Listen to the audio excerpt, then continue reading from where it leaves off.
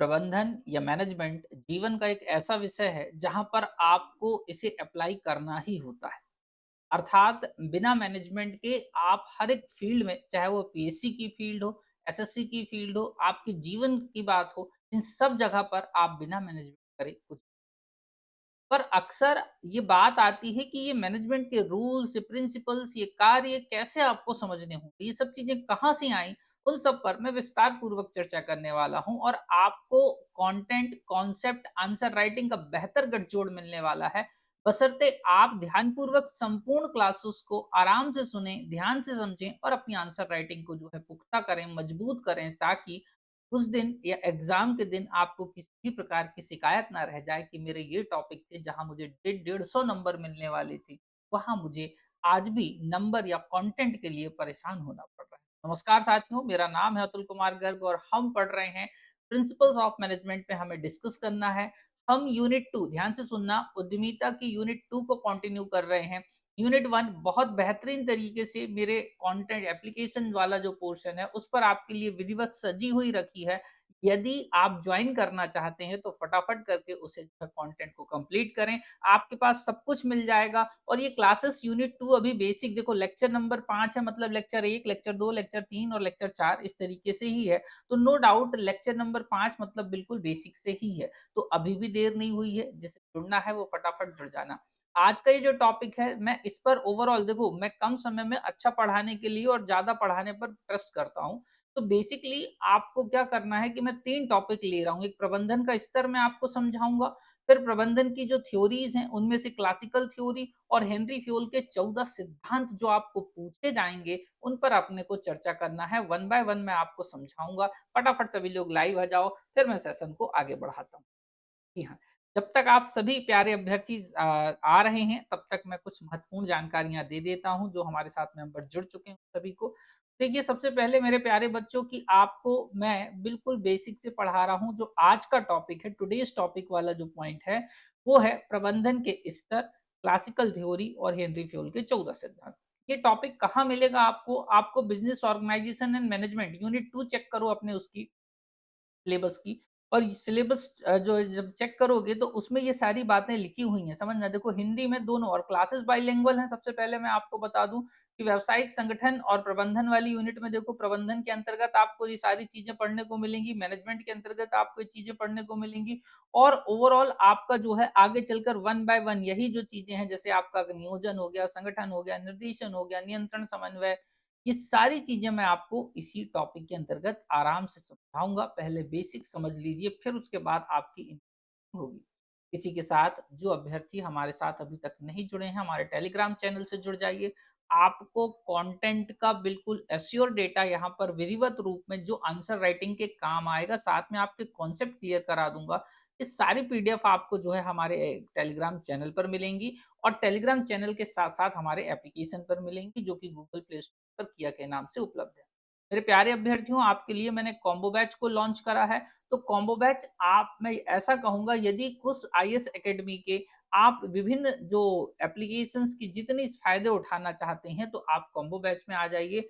एक बैच समाधान अनेक, इस तरीके से इस बैच का मैंने टाइटल देके रखा है। आप इस बैच को ले लो और चिंता चिंता मुक्त हो सकते हो, मैं इसकी गारंटी दे, समझ गए बात को। बाकी डिटेलिंग मैं अभी और करूंगा, पहले हम अच्छा पढ़ते हैं, फिर चर्चाएं करेंगे इन सब के बारे में। चलिए, एक बार सारे लोग बता दीजिए, सब लोग रेडी हैं? बिल्कुल, हाँ। सभी को राधे राधे है, सभी को नमस्कार है और सभी का हृदय से स्वागत है मेरे प्यारे अभ्यर्थियों। सेशन बड़े आराम से चलेगा, बट हाँ, ये है कि एक दिन में एक टॉपिक बिल्कुल 1 घंटे में कंप्लीट हो जाएगा और विधिवत तरीके से होगा। इसलिए थोड़ा-सा धैर्य बना के रखना, जिससे क्या है, आपको बार-बार ना पढ़ना पड़े, मैं ऐसी कोशिश करूँगा। ठीक है? चलिए। और ना ही हवाबाजी में पढ़ाऊँगा कि एक पॉइंट लिख दिया और एक्सप्लेन उसको कुछ ना करूँ और ना कुछ कंटेंट दूँ, वो नहीं।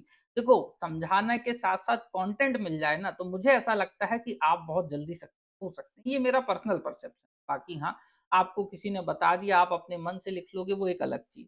ठीक है? चलिए, शुरू करें? हाँ, चलिए। अब सब लोग आ गए हैं तो मैं शुरुआत कर रहा हूँ, ध्यान से देखिए। सबसे पहले आप एक बेसिक को समझिए कि प्रबंधन का स्तर मतलब what is the level of management की बात हो रही है, समझना। लेवल ऑफ मैनेजमेंट क्या होता है वो आपको समझना है। तो मैनेजमेंट के 3 सोपान बताए गए हैं। सामान्यतः जो मैनेजमेंट के कितने सोपान बताए गए हैं? 3 सोपान। और इन 3 सोपानों में यदि मैं आपसे बात करूँगा, तो अभी जो आपके सामने आपकी स्क्रीन पर दिख रहा है बच्चों, वो देखो एक सामान्य व्यावसायिक संस्था में इन अ नॉर्मल बिज़नेस ऑर्गनाइज़ेशन की बात हो रही है।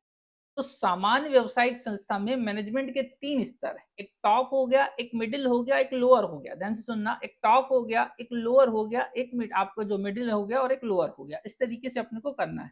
तो मतलब एक तरीके से हम बोल सकते हैं इसमें मेरे प्यारे बच्चों शीर्ष प्रबंधन, उसके बाद में हम जो है मध्यम स्तरीय प्रबंधन और उसके बाद में निम्न स्तरीय प्रबंधन। तो इसको एक-एक तरीके से समझो सबसे पहले कि देखो यहाँ पर लिखा है टॉप लेवल और एडमिनिस्ट्रेशन। तो बेसिकली टॉप लेवल का जो मैनेजमेंट होता है उसको मैनेजमेंट ना कहकर एडमिनिस्ट्रेशन कहा जाता है। हिंदी में उसको जो है प्रशासन कहा जाता है। बात क्लियर हो गई आपको? दूसरा देखो सेकंड पर आता है जिस पर यहाँ लिखा क्या है? प्रबंधक, प्रबंध संचालक या मैनेजिंग डायरेक्टर की बात लिखी। वहीं पर नेक्स्ट की बात आती है तो प्रबंधक गण या उप प्रबंधक गण जो आते हैं या मैनेजर्स, इन्हीं को इंग्लिश में डिप्टी मैनेजर्स बोलते हैं अपन एक तरीके से, जो कि आपके किसमें आएंगे मेरे प्यारे बच्चों? मिडिल लेवल मैनेजमेंट का हिस्सा माने जाएंगे, मध्य स्तरीय प्रबंधन का हिस्सा माने जाएंगे। मैं अपने आप को हटा रहा हूँ, शायद आपको ना दिख रहा हो, अब दिख रहा हो। क्लियर है ना? उसके बाद में देखो फिर आता है पर्यवेक्षक, जिसको पर्यवेक्षक फोरमैन होगा, पर्यवेक्षक हो गया या फोरमैन हो गया या कार्मिक हो गया या श्रमिक वर्ग हो गया। सुपरवाइजर या फोरमैन या स्टाफ या लेबरर्स जो हैं, ये आपके आते हैं मेरे प्यारे बच्चों निम्न स्तरीय प्रबंधन का हिस्सा कहलाते हैं। किसका हिस्सा कहलाते हैं? निम्न स्तरीय प्रबंधन। अब थोड़ा-सा और फ़ोकस करके समझो कि इनको ये जो हम बोल रहे हैं ना, ये प्रबंधन या मैनेजमेंट का हिस्सा कहलाते हैं। किसका हिस्सा कहलाते हैं? मैनेजमेंट। तो जब हम मैनेजमेंट की बात कर रहे होते हैं ना, तो इन पर ज़्यादा डील करने की बात कर रहे होते हैं। क्योंकि जो एडमिनिस्ट्रेशन होता है, वो बेसिकली रूल्स एंड रेगुलेशंस को प्रिपेयर करता है। किसको करता है? रूल्स एंड रेगुलेशंस को। जबकि मैनेजमेंट की बात आती है, तो वो फ़ॉलो अप पर ज़्यादा काम करता है। किस पे ज़्यादा काम करता है? फ़ॉलो अप को या एग्ज़ीक्यूटरी ज़्यादा थोड़ा-सा आपका मैनेजमेंट होता है, ऐसे। अब इसी का पार्ट बी समझो कि एक बड़ी कंपनी में अभी मैंने जो आपको दिखाया था, जो मैंने आपको समझाया था, ये जो आपको दिख रहा है मेरे पीछे जो आपको दिख रहा है, वो बेसिकली एक सामान्य कंपनी का है। अब ये जो सेकंड वाला है, ये एक बड़ी कंपनी का प्रबंधन या मैनेजमेंट बता रहा है। इस पर समझ तो अब इस चार्ट को देखो, ये चार्ट थोड़ा-सा आपको बड़ा हुआ है, विस्तार रूप में देखने को मिल रहा होगा कि यहाँ पर सबसे पहले अंशधारी आ रहे हैं, फिर आपके जो है संचालक मंडल आ रहा है, फिर प्रबंध संचालक आ रहे हैं। जबकि इंग्लिश में इनको जो है share holders, board of directors और मैनेजिंग डायरेक्टर्स। क्या इतनी बात क्लियर है? तो जब एडमिनिस्ट्रेशन देखो, इसके पहले एडमिनिस्ट्रेशन में सामान्य कंपनी में कितने सिर्फ प्रबंध संचालक था, हाँ कि ना? यहाँ पर देखो आप क्या हो जा रहा है, एक बड़ी कंपनी में जो है जब हम बात करेंगे एडमिनिस्ट्रेशन का हिस्सा, तो कौन-कौन कहला जाएंगे? ये 3 देखो, अंशधारी, संचालक मंडल और प्रबंध संचालक किसका हिस्सा कहला जाएंगे? मैनेजमेंट की बात क्लियर है। अब इसको चूँकि आपको एग्ज़ाम में आने वाला नहीं है ये प्रश्न, इसलिए मैं आपको बेसिक समझा रहा हूँ। पर बेसिक समझाना मेरा कर्तव्य है, ताकि आपको ये तो पता हो कि आप किसको पढ़ना चाह रहे हो। पॉइंट क्लियर है? उसके बाद में अब देखो इस पर अब ये जो पीली डॉट-डॉट लाइन चल रही है, इसको मैच करो। देखो आप कहाँ-कहाँ से कहाँ जा रही है, आप समझ जाओगे कि मैनेजमेंट कहाँ डील कर रहा है। समझे बात को? तो मिडल मैनेजमेंट या मध्यम स्तरीय प्रबंधन की बात आती है। मैं पुनः अपने आप को हटा रहा हूँ, शिफ्ट कर रहा हूँ ताकि आपको दिखे पूरा चार्ट। तो देखो इसमें आ रहा है क्रय प्रबंधक, इंग्लिश में बोलेंगे परचेजिंग मैनेजर। विक्रय प्रबंधक इंग्लिश में बोलेंगे सेल्स मैनेजर। मानव संसाधन प्रबंधक इसमें ह्यूमन रिसोर्स मैनेजर्स बोलेंगे। वित्त प्रबंधक की बात आएगी तो फाइनेंस मैनेजर हो गया। अनुसंधान प्रबंधक रिसर्च। तो ये और इसी के साथ-साथ डेप्यूटी मैनेजर्स और assistant managers are the parts of middle management. का मैनेजमेंट क्या कहलाएँगे? Middle level manager. ठीक है? ये बात हो गई। ये देखो इस जबकि इसके बाद लो लेवल मैनेजमेंट की बात आती है, तो इस पे कर्मचारी अर्थात एम्प्लॉइज, श्रमिक अर्थात जो है वर्कर्स आते हैं। तो बेसिकली जो प्रबंधन की बात होती है, ध्यान से सुनो। ये देखो ये अलग से रेड पूरे उसमें जो है ब्रैकेट में पूरा जो है बॉक्स में जो है लिखा हुआ है प्रबंधन या मैनेजमेंट। दैट मीन्स हम जिसको पढ़ना चाह रहे हैं, हम जिसको समझना चाह रहे हैं, वो ये वाला पोर्शन। पॉइंट क्लियर है? या आप जिस मैनेजमेंट पर डील करना चाह रहे हैं, वो ये वाला पोर्शन। आई होप अब आपको इतनी बात समझ में आ गई होगी मेरी। बहुत बेसिक्स है, मैंने बेसिक्स इसलिए बताया कि आपको थोड़ा पता चलता रहे और उसके बाद अब मैं बेसिकली आगे चलता हूँ। आई होप आपको इतनी बात समझ में आ गई होगी मेरी, तो एक बार मुझे फटाफट आप लोग बता दीजिए और कहीं पर ध्यान से सुन लो कि यदि वीडियो पॉज़ होता है तो परेशान मत होना, ये कैमरा अटकेगा, बाकी अपन सारी चीज़ों को प्रॉपर करते चलेंगे। है? चलो, बिल्कुल।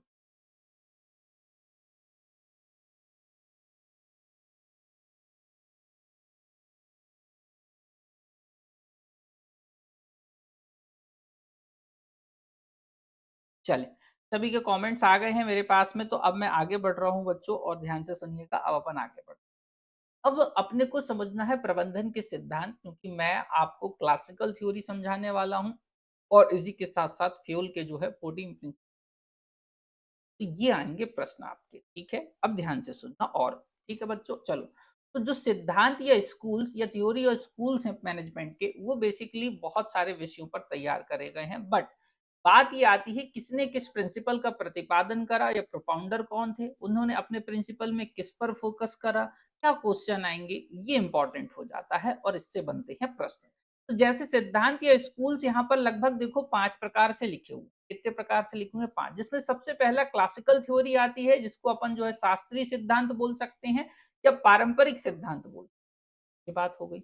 इस सिद्धांत के प्रतिपादन या इस सिद्धांत के समर्थन की बात करते हैं तो वो कर रहे हैं हेनरी फ्योल, लूथर गुलिक और उर्विक। ध्यान से सुनना, मतलब क्लासिकल थ्योरी के सपोर्टर्स जो हैं वो 3 हैं, आपके हेनरी फ्योल, लूथर गुलिक और एक तरीके से उर्विक। 3 लोग जो हैं इसके समर्थन में। कि मतलब क्लासिकल थ्योरी में आप इनको समझेंगे बेसिकली।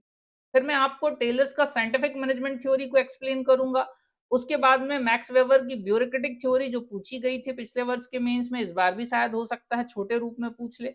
उसी के साथ-साथ मेयोस की जो है एल्टन्स मेलो मेयोस की जो है ह्यूमन सिस्टम थ्योरी को हमको पढ़ना होगा और उसके बाद बर्नार्ड्स का जो है सिस्टम अप्रोच को हमको समझना होगा। तो हिंदी, इंग्लिश में एक-एक करके सबको समझाऊँगा, बस इत्मीनान से सुनते चलना और इंग्लिश इसलिए भी ज़रूरी है, ध्यान से सुनो।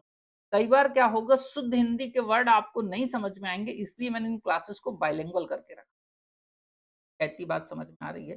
तो आपके अंदर अंडरस्टैंडिंग आ जाएगी, कंटेंट मैं दे रहा हूँ, तुम्हें सिर्फ पेन पेपर लेके बैठना रहेगा, कोई बुक मत लेना, कुछ परेशान मत होना, सिर्फ क्लास देखो। समझे बात को? सिर्फ क्लास में आओ, सब कुछ मिल जाए। ठीक, चलो आगे देखो। अब सबसे पहले बात आती है, आई थिंक इसको थ्योरी को रुको मैं अपने आप को हटा दूँ, जिसको यदि स्क्रीनशॉट लेना हो तो चल ही लें। चलिए, ये दिख गया आप लोगों को सिद्धांत या स्कूल्स, अब आई थिंक आपको दिख गया होगा, तो अब मैं प्रकट हो जाता हूँ और आगे बढ़ते चलिए, ध्यान से देखिए, ठीक है? अब पहले समझ लो फिर उसके बाद स्क्रीनशॉट भी ले लेना, सब कुछ मिलेगा। वैसे तो मैं कहूँगा ये सारी पीडीएफ आपकी है, आपको सिर्फ एप्लीकेशन में आना है और कुछ परेशान नहीं होना है, बड़े सिस्टमैटिक तरीके से सारे रिकॉर्ड्स पढ़े हैं। आप यूनिट वाइज़ रिकॉर्ड्स पढ़े हैं, आप सिर्फ एक-एक करके सिर्फ ओपन करो, लिखो। समझा मैं दे ही रहा हूँ, फिर लिखने का काम आपका और रह जाएगा। समझने के साथ लिखोगे तो और बेटर हो जाएगा बच्चों। और एक और तरीका मैंने आपको बता रखा है जिन लोग हमारे एप्लीकेशन में पढ़ रहे हैं कि सबसे पहले आप कंटेंट को लिख लीजिए फटाफट, क्योंकि देखो बाइलिंगुअल क्लास रहती है, तो यदि ये आधे घंटे की क्लास है तो तुम इसे 15 मिनट की क्लास मान, कि मैं डबल लैंग्वेज बोलूंगा तो उतनी मेरे को लगता है टाइम, समझना मेरी बात। 1 घंटे की क्लास है तो लेक्चर होगा आधे घंटे का, तो टाइम का ऐसी बाउंडिंग मत अपने ऊपर लेकर आना। समझ गए बात को? कंटेंट लिख लो और फिर बढ़िया जो है मोबाइल में स्क्रीन में या जिसमें भी आप लेके बैठे हो चालू करके बैठ जाओ, आपको सारे कॉन्सेप्ट एक बार में क्लियर। चलो आगे बढ़ते हैं। सिद्धांत या थ्योरी होती क्या है बच्चों? जब आपसे पूछे कि व्हाट इज़ द थ्योरी और व्हाट इज़ द प्रिंसिपल्स की बात हो रही है, सिद्धांत की बात हो रही है। तो बेसिकली सिद्धांत क्या होते हैं? आधारभूत विवरण।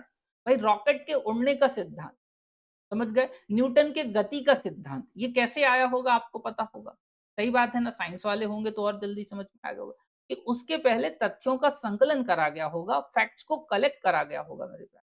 और इन फैक्ट्स को कलेक्ट करने के बाद ध्यान से सुनना, इन फैक्ट्स को कलेक्ट करने के बाद हमने इस पर जो है विभिन्न जो है अप्लाई जो है करे होंगे रूल्स एंड रेगुलेशंस को, देखा होगा इनमें से कौन-सा हमारे लिए फ्रूटफुल हो रहा है, कौन-सा सक्सेस हो रहा है, उसको बार-बार प्रैक्टिस करी गई होगी और फिर अंततः वह एक सिद्धांत बन गया होगा, जिसे आगे के लोगों को बताया गया होगा, आगे के लोगों ने उसको फॉलो करा होगा और इन दैट केस कोई कमी पाई होगी तो फिर उसका संशोधित वर्ज़न आ जाएगा। तो इसी के बाद जैसे अपन साइंटिफिक मैनेजमेंट पढ़ेंगे, तो वो इसी थ्योरी की कुछ कमियों को साइड में रखते हुए कुछ नया करें। क्या इतनी बात क्लियर है? तो इसी को अब देखो बेसिकली क्या बोला है कि आधारभूत विवरण अथवा सारभूत तत्व सत्य होते हैं जो कि कहीं न कहीं तर्क के आधार पर होते हैं। मतलब सिद्धांत क्या है? आधारभूत तथ्य हैं और इसी के साथ-साथ सारगर्भित होते हैं और प्रैक्टिकली अप्लाइड हो चुके होते हैं, उसके बाद ये लोगों के लिए सामूहिक कर दिए जाते हैं। तो इनको कुछ अपन अब बुकिश भाषा में देख लेते हैं बच्चों। सबसे पहले क्या लिखा है देखो, जब किसी शोध, अनुसंधान अथवा अभ्यास के विश्लेषण के परिणाम स्वरूप जो मार्गदर्शक आधारभूत सत्य उभर कर सामने आते हैं, वे ही सिद्धांत कहलाते हैं। किताबी भाषा में हमें इन चीजों को ऐसे लिखना होगा ताकि आपको नंबर मिले। देखो, वस्तुतः सिद्धांत कारण और परिणाम के संबंध को क्या करते हैं? बताते हैं। बात क्लियर हो गई। उसके बाद देखो, जॉर्ज और टेरी के अनुसार यदि हम बात को बोलें तो सिद्धांत आधारभूत विवरण या सत्य हैं जो विचार अथवा प्रयास का मार्गदर्शन करता है। ये बात क्लियर हो गई। परिभाषा देखो, ये डेफिनेशंस वाला जो पार्ट है वह उन्हीं की लैंग्वेज में आपको करना होगा। बात क्लियर। पीआर कॉर्नेल क्या बोलते हैं या बी कॉर्नेल क्या बोलते हैं? बेसिकली एक आधारभूत विवरण या सर्वमान्य सत्य जो मार्गदर्शक होता है, सिद्धांत कहलाता है। इंग्लिश में सारी चीजें लिखी हैं, आप ये ना सोचें कि मुझे पढ़ने में कोई ऐतराज है, मैं पढ़ दूंगा पर समय लगेगा। ये बात को तो इंग्लिश में भी उनको पढ़ लेना।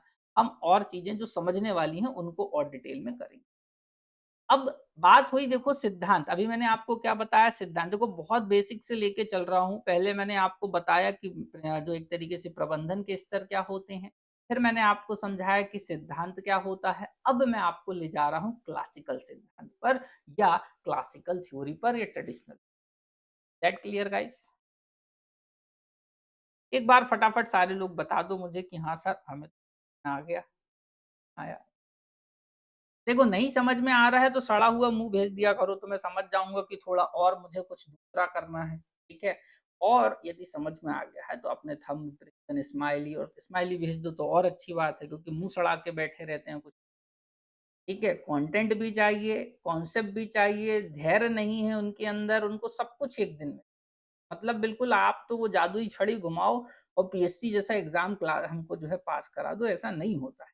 आपको मेहनत करनी पड़ेगी, समय देना पड़ेगा, रेगुलर होना पड़ेगा, तब जाके। चलिए, तो शास्त्रीय या प्रबंध सिद्धांत की बात करते हैं बच्चों। ये क्या बोलता है देखो, इस संगठन की सबसे पुरानी विचारधाराओं को शास्त्रीय, दैट मीन्स इंग्लिश में यदि हम बात बोलेंगे मेरे प्यारे बच्चों, the oldest ideologies of organisation are called classical theory. It is also called mechanical approach, या इसे ही हम जो है एक तरीके से मेरे प्यारे बच्चों, इसी को ही हम यांत्रिक दृष्टिकोण भी। इसके सपोर्टर या समर्थक कौन है? तो ये आपको मैं बता चुका हूं। हेनरी फ्योल की बात हो जाए, लूथर बुलिक की बात हो जाए और उर्विक की, ये इसके सपोर्ट। प्रबंध का शास्त्रीय सिद्धांत कब लाया गया? 19वीं शताब्दी में जो इंडस्ट्रियल रिवॉल्यूशन आई थी, औद्योगिक क्रांति आई थी इंग्लैंड में, उसकी बात हो रही है। इतनी बात है। अब इसी के अंतर्गत ये सिद्धांत कहता क्या है, इस बात को सुन लो पहले मेरे शब्दों में, फिर मैं किताबी भाषा में पढ़ दूंगा। ये सिद्धांत कुछ इस प्रकार से बोलता है कि संगठन में दक्षता और उत्पादकता को प्राथमिकता दी जानी चाहिए। मतलब जो भी ऑर्गेनाइजेशन है उसमें आप एफिशिएंसी और प्रोडक्टिविटी को ही सपोर्ट करें। एक चीज। दूसरी देखिएगा, यह कर्मचारियों को मुख्य रूप से आर्थिक और शारीरिक जरूरतों वाला मानता है, जबकि उनकी सामाजिक जरूरतों और नौकरी की संतुष्टि। दैट मीन्स ये एम्प्लॉय को इस तरीके से कंसीडर कर सकते हैं, ऐसे समझ ली कि ये गधे हैं, इनसे काम करवाते जाओ, अच्छा काम करवाते जाओ, बाकी इनकी कोई नीड्स नहीं है, मतलब इनकी कोई सोशल नीड्स इत्यादि। इनसे जितना ज्यादा काम ले सकते हो उतना ज्यादा इनसे काम लो और गधे या खच्चर जैसे इनको काम करो। की बात क्लियर हो गई। अब ये थक रहे हैं तो भी कोई मतलब नहीं है, काम करवाते रहो, मतलब मशीन बना दो। इंसान को क्या बना दो? मशीन बना दो, सीधी सी बात। ये कहता है आपका कौन सा सिद्धांत? आपका क्लासिकल या ट्रेडिशनल। और इसी के साथ देखना कि सिद्धांत सुव्यवस्थित संचालन, श्रम की विशेषज्ञता और एक स्पष्ट पदानुक्रमित संरचना के तहत केंद्रीकृत निर्णय लेने पर। इसमें कार्य का विभाजन अर्थात डिवीजन ऑफ वर्क की बात आ जाएगी। इसमें पदानुक्रम मतलब एक तरीके से स्केलर चेन या एक तरीके से जो ऑर्डर की बात कर लें आप, जो 1 बाय 1 की टॉप मैनेजमेंट, मिडिल मैनेजमेंट और उसी के बाद लोअर मैनेजमेंट, ये हो गया।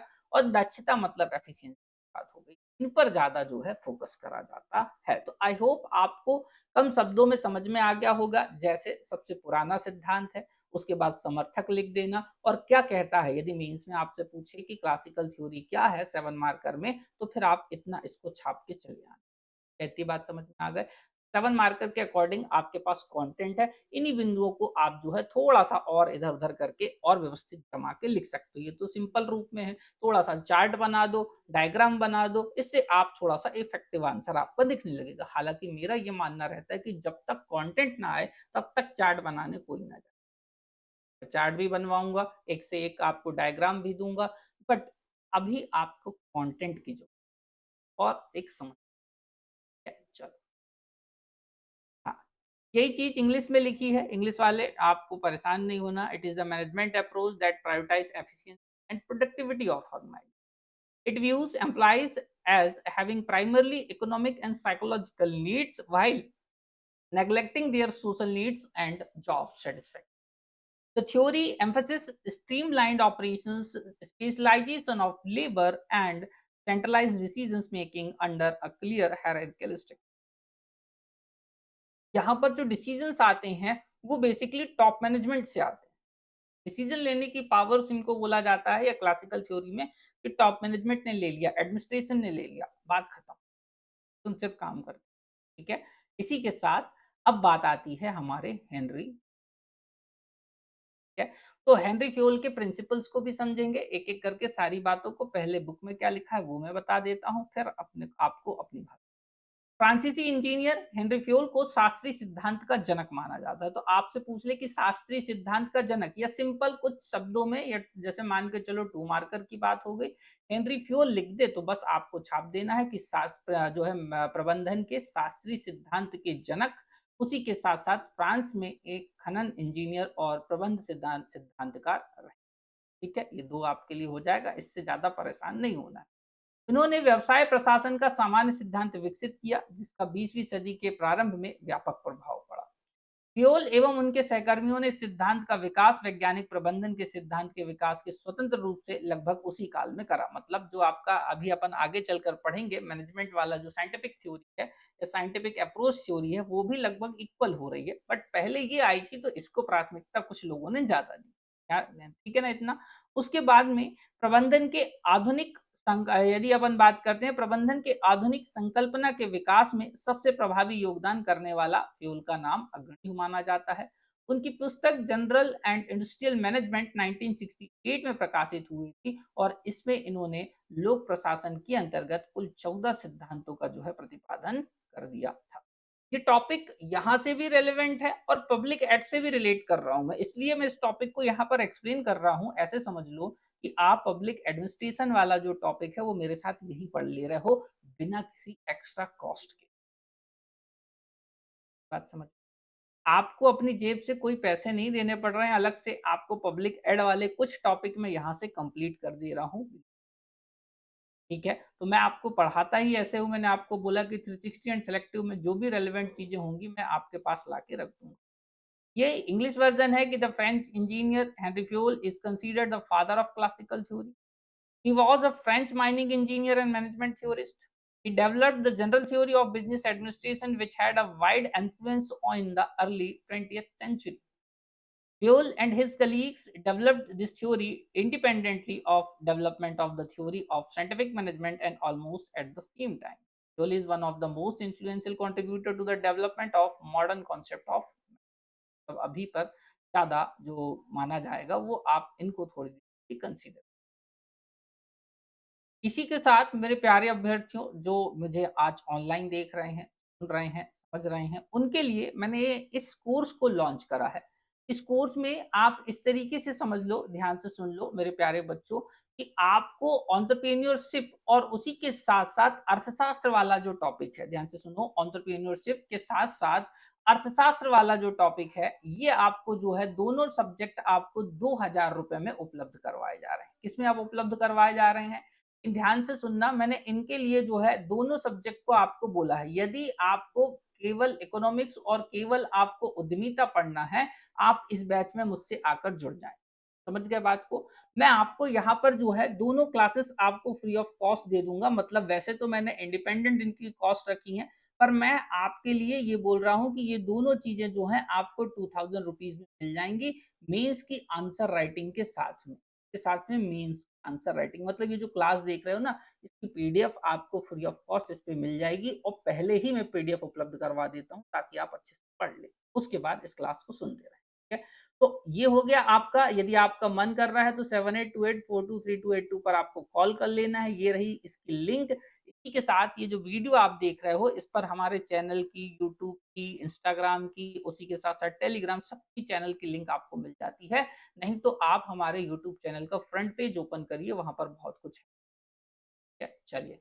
तो इस तरीके से आपको यदि इकोनॉमिक्स पढ़नी है और आपको उद्यमिता पढ़ना है, तो आपको ये काम सिर्फ़ ₹2000 में हो जाएगा और ऑलमोस्ट मान के चलिए कि 300 नंबर के ये पेपर बनेंगे। इन 300 नंबर में हम कोशिश करेंगे कि 220 आपको दिलवाएँ और 220 का मतलब होता है मेरे प्यारे बच्चों, ये टॉपर के नंबर हैं। अब 220 में टॉपर नहीं बन रहे हो तुम, पर हाँ, इन सब्जेक्ट का अपना खासा वेटेज है और आपको पास कराने में पूरा सहयोग, ठीक है? तो इतना खर्च करते हो तो ₹2000 मुझे नहीं लगता बहुत बड़ी चीज़ है, अब इससे ज़्यादा आपके लिए क्या करा जाए। चलिए, अब जो है अब अपन बात कर रहे हैं कि हेनरी फ्यूल के बाद यदि बात करते हैं तो हेनरी फ्यूल के 14 जो प्रिंसिपल्स हैं, इनको ध्यान से सुनना, एक-एक सिद्धांत सबके लिए इम्पोर्टेंट है। क्लियर है? ठीक है? चलो, तो इसके संदर्भ में मैं आपसे बात करता हूँ हेनरी फ्यूल के संदर्भ में, तो आपको कुछ सिद्धांतों पर चर्चा हो रही है। ठीक। हाँ, जो लोग लाइव हैं थोड़ा-सा कमेंट करें तो मैं देख तो लूँ पहले कौन-कौन लोग लाइव हैं। जल्दी से कमेंट करो एक बार। ध्यान से सुन रहे हैं? कौन-कौन लोग मुझे सुन रहे हैं तो मैं एक बार जल्दी से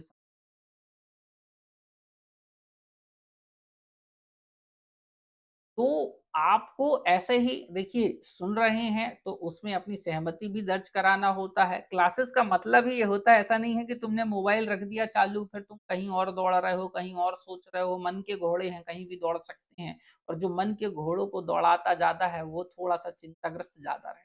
चिंताग्रस्त मत रहो, सब कुछ व्यवस्थित आपका काम हो जाएगा, बस शांति से पढ़ना शुरू करो। आज से शुरू कर दोगे तो कहीं और पहुँच, कल से शुरू करोगे तो थोड़ा लेट पहुँच कर है, अभी चल चलो। तो ये 14 प्रिंसिपल में सबसे पहला आता है बच्चों डिवीजन ऑफ वर्क, कार्य का विभाजन। ध्यान से सुनना, याद करने पड़े। दूसरा अथॉरिटी एंड रिस्पॉन्सिबिलिटी की बात आती है, अधिकार और उत्तरदायित्व की बात आती है। तीसरा अनुशासन या डिसिप्लिन की बात आती है। चौथा आदेश की एकता, यूनिटी ऑफ कमांड की बात आती है। पांचवा निर्देश की एकता, यूनिटी ऑफ डायरेक्शन की बात आती है। छठवां व्यक्तिगत हितों का सामान्य हितों के पक्ष में जो है समर्पण की बात होती है, मतलब subordination of individual interest in favour of general interest. उसके बाद कर्मचारियों के प्रतिफल या रिम्यूनरेशन टू द पर्सनल की बात आती है।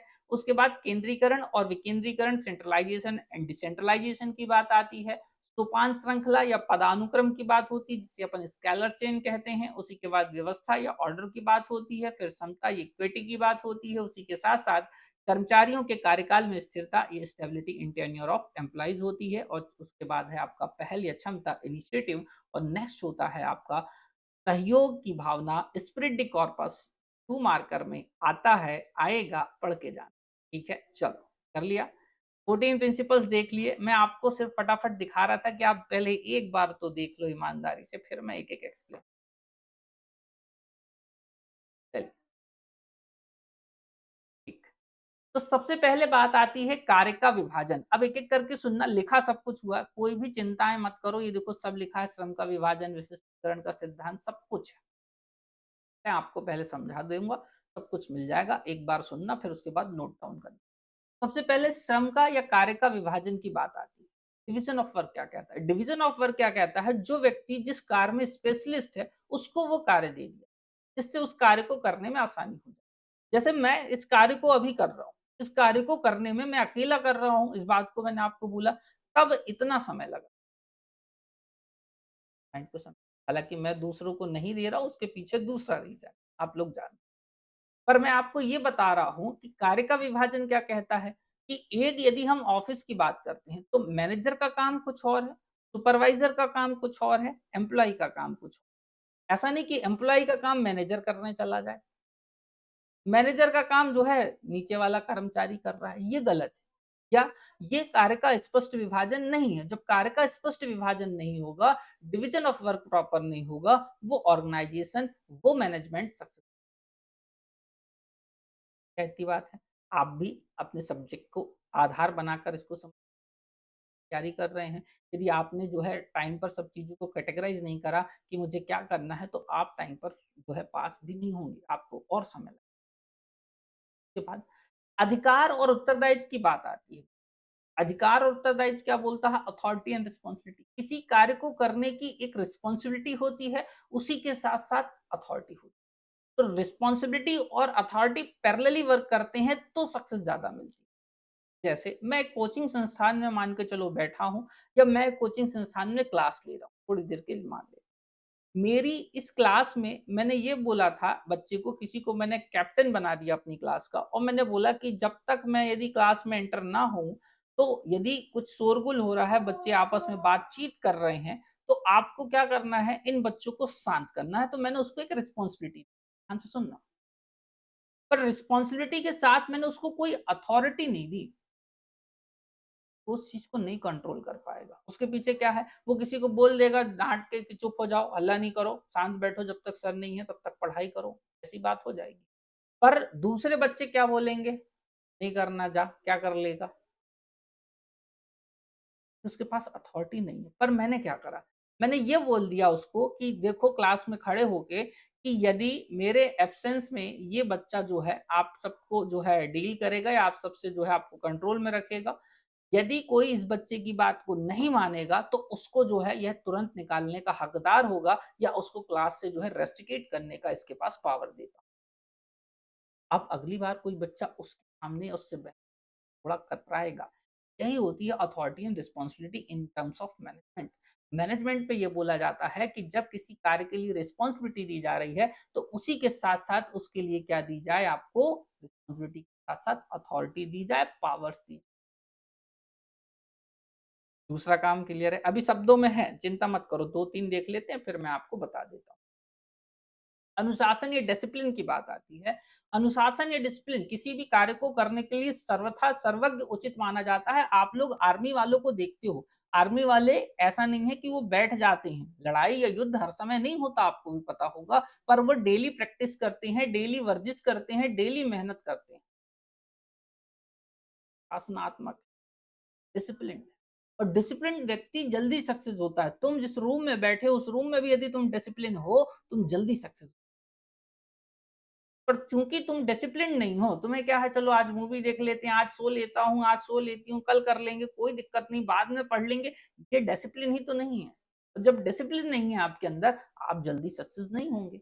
बात क्लियर है? तो यही चीज़ मैनेजमेंट में एप्लीकेबल होती है। डिसिप्लिन दैट मीन्स यदि मान के चलो मैंने ये एक रूल बना रखा है कि 10 बजे सभी को ऑफ़िस आना है, दैट मीन्स मुझे भी 10 बजे आना है, मैं उस कंपनी का भले बॉस हूँ पर मुझे भी आना है।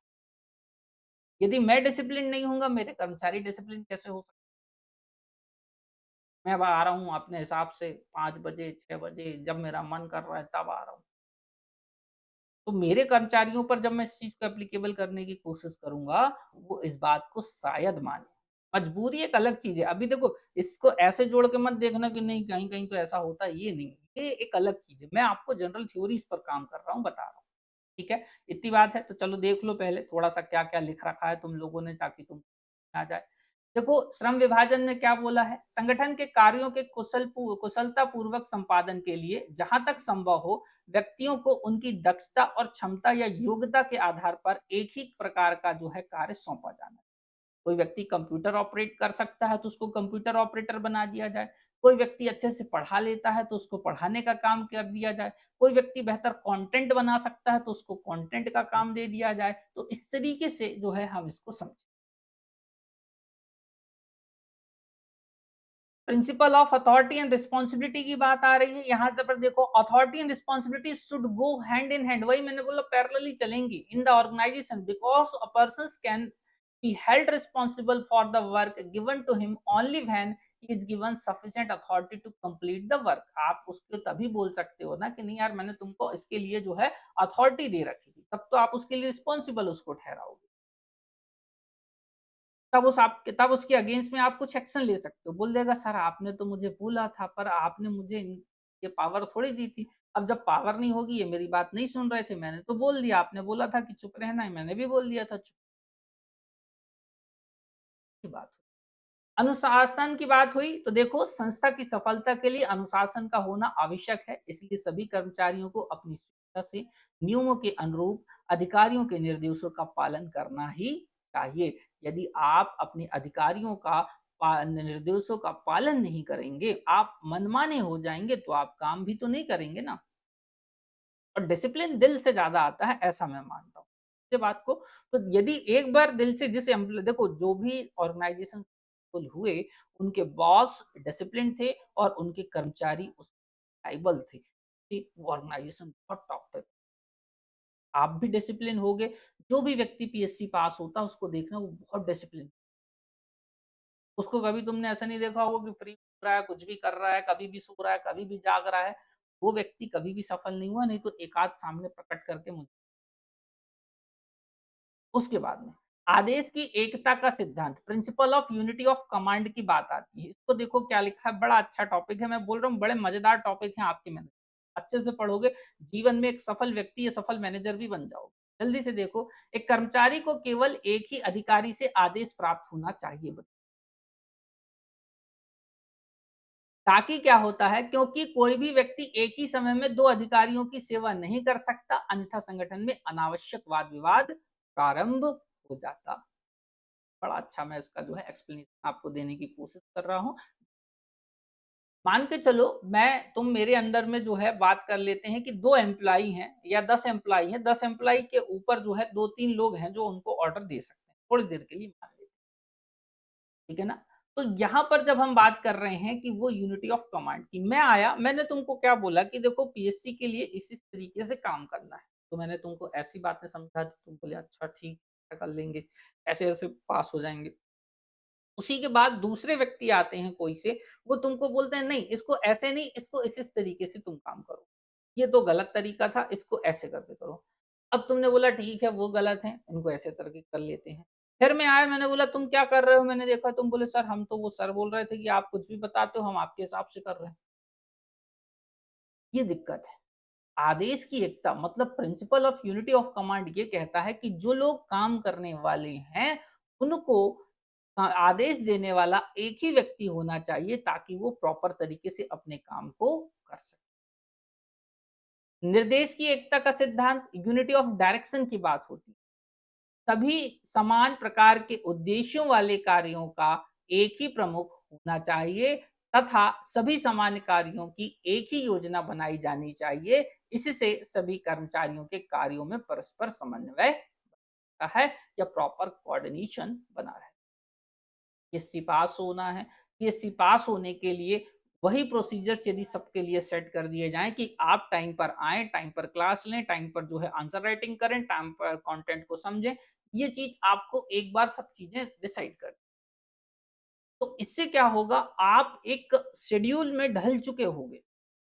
उस शेड्यूल को आप डेली फॉलो करोगे, डेली उसी के बेसिस पे आगे बढ़ोगे और हुआ तो आप उसी के नेक्स्ट हो रहा है व्यक्तिगत हित के स्थान पर समान हित को प्राथमिकता। मैनेजमेंट में जब आप मिलकर काम कर रहे होते हैं तो ध्यान से सुनना, तब वहां पर आपको इंडिविजुअल इंटरेस्ट को साइड में रखना होता है इन टर्म्स ऑफ जो है प्रिंसिपल ऑफ जनरल इंटरेस्ट। मतलब यदि ऑर्गेनाइजेशन का भला जिस बात पर है, आपको उस बात के लिए जो है काम ज़्यादा करना होगा, बजाए कि आप अपने भले, क्योंकि जब आप व्यक्तिगत भले की बात सोचेंगे, तो मुझे ऐसा लगता है कि आप हो सकता है आप तो सोचो कि मैं ऑफ़िस में जाऊँ और दिन भर सोऊँ। ऑफ़िस में जाऊँ और क्या करूँ? दिन भर सोऊँ। ऐसा भी तो आपको तो भला इसमें लगेगा ना यार, क्योंकि काम करने में थकावट होगी। पर ये देखा जाएगा कि आपके बैठने या आपके सोने से ऑर्गेनाइजेशन को नुकसान हो रहा है, तो ये तो गलत बात हो गई। तो इसी बेसिस पे आपको याद रखना होगा कि हमें अपने हित की जगह सामान्य हित या सामूहिक हित को जो है प्राथमिकता, ये पॉइंट हो गए। समझ में आ रहे हैं कि नहीं? एक बार थोड़ा-सा मुझे अच्छे से बता दो कि हाँ, आपको सारी बातें समझ में आ रही हैं। जल्दी से बताओ। सभी लोग कमेंट कर दो।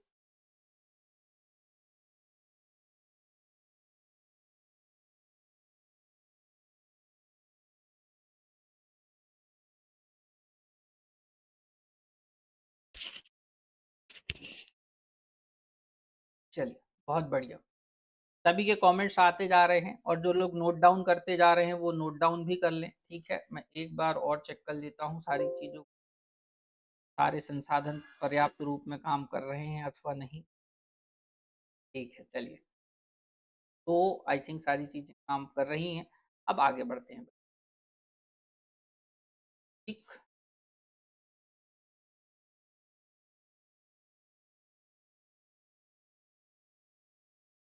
अब इसके बाद समझिए कर्मचारियों का प्रतिफल। किसी काम को करने वाला जो कर्मचारी है, उसको दिए जाने वाले रिम्यूनरेशन की बात हो रही है, उसको दिए जाने वाले फ़ायदे की बात हो रही है। तो ये फ़ायदे 2 तरीके से दिए जा सकते हैं, एक मॉनेटरी फ़ॉर्म में हो सकता है, एक नॉन मॉनेटरी फ़ॉर्म में हो सकता है। समझ गए बात को? मतलब एक हम मौद्रिक रूप में और एक गैर मौद्रिक रूप में, पर दोनों सफिशिएंट भी मिलने चाहिए। जैसे आपने अपने ऑर्गेनाइज़ेशन में 2 कर्मचारी रखे हुए, एक कर्मचारी जो कम काम करता है परंतु उसकी सैलरी आप ज़्यादा दे रहे हैं, एक कर्मचारी जो ज़्यादा काम करता है परंतु उसकी सैलरी आप कम दे रहे हैं, तो ये गलत हो जाएगा। दूसरा, जो व्यक्ति जिस लायक हो, वो लायक काम तो उसको दे दिया गया, पर उतना उतना उतना ही उसको प्रतिफल दिया जा रहा है अथवा नहीं, ये भी एक चैलेंजिंग बात होती है।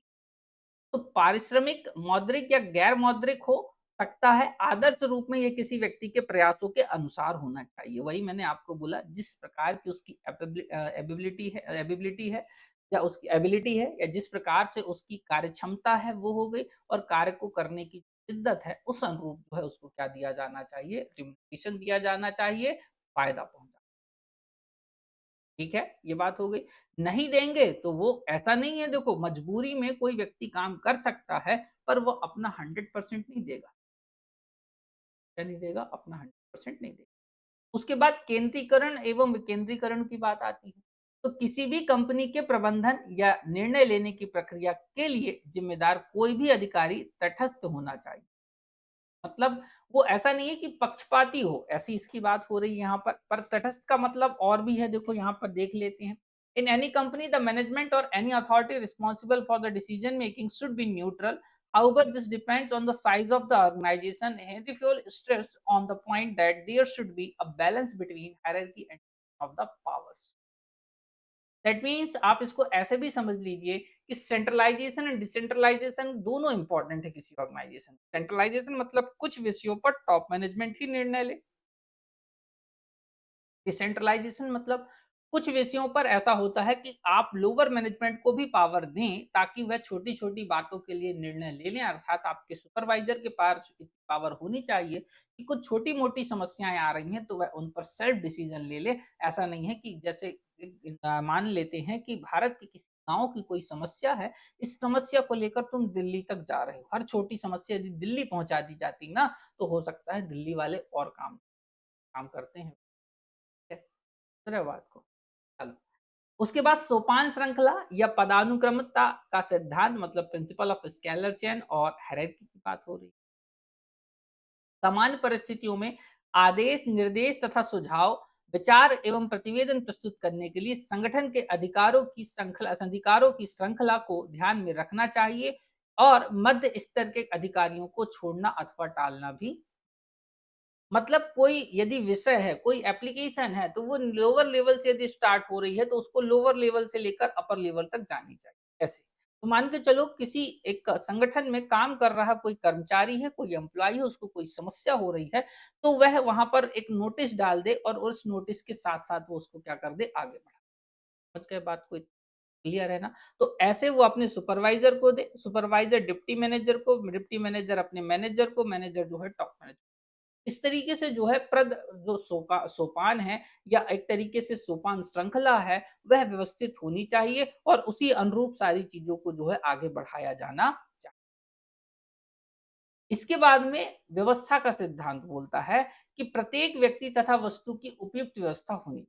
जब भी आप किसी ऑर्गेनाइजेशन में रहते हैं, मैं तो इसको कह रहा हूँ तुम अपने रूम पे रहते हो, तुम अपने रूम पर इसको बड़ा अच्छे से एग्ज़ाम्पल से समझ लेना और मज़ा आ जाएगा। यदि तुम एक व्यवस्थित आदमी हो, तो तुमने क्या कर रखा है, एक मतलब ऑर्डर वाले फॉर्म में रख दिया है, तो तुमने देखो अपनी बुकें साइड में रख दी हैं, अपने गाड़ी की चाबी साइड में रख दी है, जैकेट एक जगह टाँग दिया है या जो भी आप पहन रहे हैं कपड़े-वपड़े इत्यादि उनको आपने एक तरफ साइड में बढ़िया व्यवस्थित रख दिया है, सब कुछ व्यवस्थित है। और एक व्यक्ति वही जो आया रूम में कुछ भी बुक कहीं पड़ी है, बैग कहीं पड़ा है, उसी के साथ-साथ में आपकी जो है चाबी कहीं पड़ी है, आपके कपड़े कहीं पड़े हैं, तो इससे समस्या क्या होगी? इस बात को समझो। क्या होगा कि जब नेक्स्ट डे तुम कहीं जाने के लिए बात करोगे, तो तुम सबसे पहले अपनी कहो गाड़ी की चाबी ढूँढ ईमानदारी से बताओ ऐसा कौन? जल्दी बता दो, जल्दी से बता दो ऐसा कौन है? हाँ भाई मधुर, चंद्रजीत, मिमी, निगम और भी जो हमारे प्यारे अभ्यर्थी हैं, क्लास को देख रहे हैं। चलो, एक चीज़ मैं आपको और भी बता दूँ कि मैं ड्यूरिंग द सेशन किसी से बात इसलिए नहीं करता हूँ क्योंकि मैं चाहता हूँ आपको सिर्फ क्लास समझ मिले। आपके कोई डाउट होते हैं आप बिल्कुल पूछें, मैं तुरंत जवाब देता हूँ उनके भी, ऐसा नहीं है। और इसी के साथ-साथ मैं आपको समय अलग से भी देता हूँ। आप संडे के दिन कॉल कर सकती हैं, आपको कोई डाउट है और बिल्कुल फ्री रूप में रिलैक्स होके कॉल करें ताकि मैं आपकी समस्या का समाधान भी कर सकूँ। है, तो बात समझ में आ गई। तो जब आप व्यवस्थित नहीं होंगे, ध्यान से सुनना, आपने अपने ऑर्गेनाइज़ेशन में सारी चीज़ों को व्यवस्थित नहीं रखा होगा, पता चले ऑर्गेनाइज़ेशन में आग लग गई, तो तुम ढूँढ रहे हो कि तुमने पानी के लिए जो है वो जो मान के चलो सब कुछ सिस्टम तुमने रख रखा था, मतलब पूरा हाइड्रेंट सिस्टम मतलब वो आग बुझाने वाला सिस्टम भी रख रखा था, पर उसके लिए की होगी मान के चलो, एक पूरी जो पूरा बोलते हैं ना वो घुमा के जैसे पंप चालू करते हैं उसकी की होगी, वो की तुमने ऐसी जगह रख दी जहाँ तुम्हें मिल ही नहीं रही है। तो तुम आग लग गई, भले तुम्हारे यहाँ हाइड्रेंट सिस्टम है, तुम बचा पाओगे क्योंकि ढूँढने में ये एक दिक्कत आती है। निष्पक्षता या न्याय का जो है सिद्धांत की बात हो रही है। तो निष्पक्षता या प्रिंसिपल ऑफ जो है जस्टिस की बात होती है बच्चों। यहाँ पर ऐसा कहा गया है कि समानता का सिद्धांत का अनुसरण होना चाहिए। ऑर्गेनाइजेशन में समानता के सिद्धांत का अनुसरण होना चाहिए क्योंकि ऐसा माना जाता है कि प्रबंधक के द्वारा कर्मचारियों के प्रति न्यायोचित तथा समानता का भाव रखना चाहिए और प्रत्येक कर्मचारियों को उसके विकास और प्रसिद्धि के समुचित अवसर प्रदान किया जाना चाहिए ताकि संस्था की प्रगति हो। जब एम्प्लॉय प्रगति करेगा, संस्था की प्रगति भी अपने आप होने लगेगी। पर लोग यहाँ पर उल्टा बोलते हैं, उल्टा करते हैं। लोग क्या बोलते हैं कि ऑर्गेनाइजेशन का भला होगा तो कर्मचारी का भला होगा, जबकि ऑर्गेनाइजेशन का भला तो कर्मचारी करवा देते हैं, पर कर्मचारियों को भला ऑर्गेनाइजेशन नहीं चाहती। सत्य कह रहा हूँ कि नहीं? बताओ, बताओ। चलो, उसके बाद में ध्यान से सुनिएगा। तो ये हो गई निष्पक्षता के सिद्धांत की बात हो गई। उसी के साथ-साथ मतलब देखो सभी को उसके डेवलपमेंट के लिए पर्याप्त या सफिशिएंट समय दिया जाना चाहिए या जो जैसा लायक हो, जिस लायक हो उस अनुसार उसको काम दो। पर जब आप कॉर्पोरेट पॉलिटिक्स देखेंगे ना, इतनी गंदी है, इतनी वाहियात है कि यहाँ पर जो चाटुकार हैं, उनका प्रमोशन हो जाता है, जो कुछ नहीं करते उनको अच्छी सैलरी दी जाती है, पर मेहनती व्यक्ति को, काम करने वाले व्यक्ति को कुछ भी सपोर्ट सही है? बिल्कुल, चलिए। उसके बाद कार्यकाल के स्थायित्व की बात आती है। ये तो भैया principle of stability of tenure बिल्कुल एप्लीकेबल है। मैं बिल्कुल बोलता हूँ ये सरकार के लिए तक एप्लीकेबल है। देखो कैसे अभी समझ में आ जाएगा। इसको ऐसे समझो कि the tenure of employees should be permanent nature so that they can feel security towards their work. Apart from this, he should not be transferred frequently because he will not be able to gain efficiency at any place in a short time। एक तो rotation नहीं हो बार-बार कि यहाँ भेजा तुम्हें वहाँ वहाँ भेज दिया मान के चलो दिल्ली, दिल्ली से तुम्हें जबलपुर, जबलपुर से खजुराहो, खजुराहो से तुम्हें जो है और कहीं भी, ऐसा भी नहीं होना। और उसी के साथ-साथ आपका कार्यकाल फिक्स होना चाहिए। एक्चुअल में आपके शिक्षा व्यवस्था की सबसे बड़ी समस्या यही है कि जो काम करने वाले लोग हैं इस फील्ड में अच्छे लोग, उनका ही टेन्योर फिक्स नहीं। अब जब टेन्योर फिक्स नहीं होता, तो एक इनसिक्योर माइंड में वो आदमी व्यक्ति आपको पढ़ा रहा हो और जब इनसिक्योर माइंड में वो आपको पढ़ाएगा, तो वो आपको अपना 100% नहीं देगा। यही एक सबसे गंदा खेल इसका भी चलता है स्कूल लेवल। आज जो आपके यहाँ के बच्चे हैं, जो छोटे भाई-बहन हैं या जो भी हैं, जो 12th तक हैं, उनका एक सिक्योर फ्यूचर क्यों नहीं हो पा रहा? उसके पीछे कारण समझिए। कभी भी यदि न्यूज़पेपर अच्छे से देखते हो तो तुम देखना ये स्कूल वाले हर समय लगभग जो है मार्च के महीने में फिर से नया नोटिफ़िकेशन जारी कर देते हैं, बड़े-बड़े स्कूल। अब इससे क्या होता है? इससे जो शिक्षक हैं, उनको खुद को इनसिक्योरिटी बनी रहती है, क्योंकि वो टीचर्स को परमानेंट करते ही नहीं है। 10 5-6 मतलब समझ लो 8, 9 या 11 महीने तक रखे फिर दूसरे टीचर्स ले आए। तो इससे क्या होता है, ना तो वो टीचर जो काम करने वाले हैं वो सेटल माइंड से काम करे, ना ऑर्गेनाइज़ेशन सेटल माइंड से काम करा और इसका सबसे बड़ा नुकसान हो गया हमारे यहाँ के बच्चों को। एक बड़ा चैलेंज है शिक्षा व्यवस्था में सबसे बड़े चैलेंज। पहल की बात आती है, इनिशिएटिव की बात आती है तो प्रबंधन को कर्मचारियों को संगठन में पहल करने के लिए समर्थन और प्रोत्साहित करना करना चाहिए। इससे उनकी प्रेरणा और मनोबल बढ़ाने में मदद। सपोज़ दैट मेरे ऑर्गेनाइज़ेशन में आप एक मान लेते हैं कि एक जो है लोअर लेवल पर एक काम कर रहे हैं, है ना? मतलब आप हमारे यहाँ पर जो है कर्मचारी वर्ग का एक हिस्सा। अब आपके मन में बड़ा अच्छा सुझाव आ रहा है कि सर मैंने बहुत दिनों से देखा इस तरीके से आप पढ़ा रहे हैं, मुझे बहुत अच्छा लगा, मैं आपके लिए जो है मेहनत करना चाहती हूँ। पर जैसे ही तुमने अपने सुझाव दिए मैंने बोला चुप हो जाओ, मुँह नहीं खोलना चमाट पड़ जाएगी। तुम्हें क्या लगेगा? कैसा व्यक्ति? सुनता तक नहीं। हम सुनने की क्षमता तो होनी चाहिए आपके मैनेजर्स में। आपको इतना सुने तो कि ये बोल क्या रहा है? उचित अनुचित बात कीजिए। पर जब पहल करने से पहले ही किसी को चमाटे पड़ जाएँगे, तो वो अगली बार पहल करना ही छोड़ देगा, बोले भाड़ में जान दो, करना क्या है? सुनना तो इसको है नहीं और जिसको सुनना नहीं, उसको सुनाने से कभी कोई मतलब नहीं होना चाहिए, इतना भी याद रखो। उसके बाद स्प्रेड द कॉर्पस या टीम भावना के सिद्धांत की बात हो रही है। तो स्प्रिट द कॉर्पस और प्रिंसिपल ऑफ टीम स्पिरिट ध्यान से सुनना कि प्रबंधन की जिम्मेदारी है कि वह अपने कर्मचारियों को प्रेरित करे तथा नियमित रूप से एक दूसरे का समर्थन करे। ध्यान से सुनना, प्रबंधन की यह जिम्मेदारी है कि वह किसको प्रेरित करे, अपने कर्मचारियों को प्रेरित करे और एक दूसरे का समर्थन करे। विश्वास और आपसी समझ विकसित करने में सकारात्मक परिणाम और कार्य वातावरण प्राप्त होगा।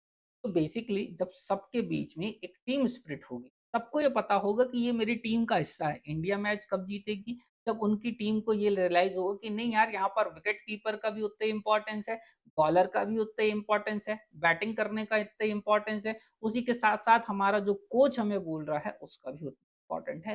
तब स्पिरिट द कॉर्पस इस तरीके से वर्क करता है, तब कोई सक्सेस होता है या तब कोई मैनेजमेंट सक्सेस होता है। ये सब जगह एप्लीकेबल होने वाले